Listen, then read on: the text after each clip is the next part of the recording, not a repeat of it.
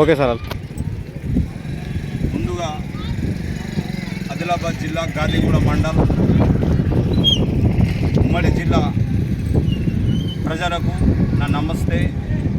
ఎందుకంటే ఈ గాదిగూడ మండలంలో ప్రెస్ మీట్ కుమ్రం భీం చౌక్ ఉంది. ఇక్కడ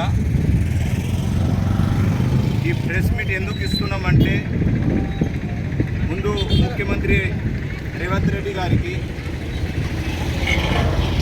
మా ఆదివాసీ మహిళా మంత్రి సీతక్క గారికి, మరి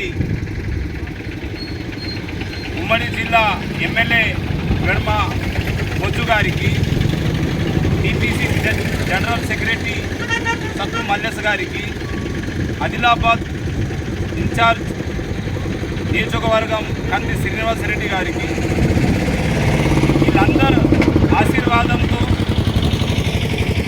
ఆతరం సుకునకు కాంగ్రెస్ పార్టీ టికెట్ ఇవ్వడం జరిగింది. ఎందుకంటే ఒక్క మహిళ ఏ పార్టీలో పార్లమెంటు టికెట్ ఇవ్వని పరిస్థితిలో కాంగ్రెస్ పార్టీ ఆదివాసీ ప్రేమ ఉండి ఒక మహిళకు టికెట్ ఇచ్చిన వాళ్ళందరికీ నేను ధన్యవాదాలు తెలియజేస్తున్నా. ఉమ్మడి జిల్లా మనము ఆదివాసులు కానీ అందరు ప్రజలు కానీ మనము ఓటేసి ఒక ఆదివాసీ మహిళకు గెలిపియాలని నేను ప్రజలకు విజ్ఞప్తి చేస్తున్నా. ఎందుకంటే చూసినాం, బీఆర్ఎస్ అయితే 0 అయిపోయింది. ఇక బీజేపీ ప్రభుత్వం ఇంతకుముందు మనం గెలిపించినాం, కానీ మన ఆదివాసులకు నా ఏజెన్సీ ఏరియాలో ఒక జీవో నంబర్ 3 ఉండే.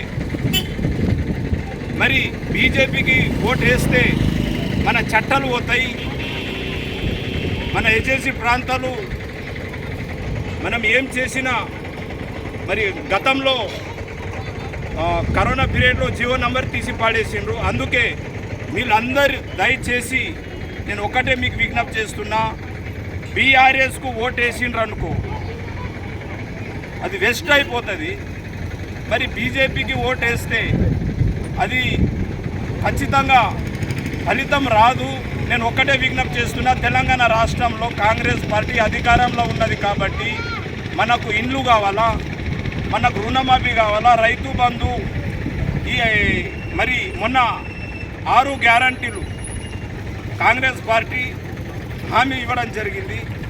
ఖచ్చితంగా మనం పార్లమెంటు గెలిపించినామనుకో, రాహుల్ గాంధీకి ప్రధానమంత్రి చేస్తే ఖచ్చితంగా మన తెలంగాణ అభివృద్ధి అవుతుందని నేను ప్రజలకు విజ్ఞప్తి చేస్తున్నా.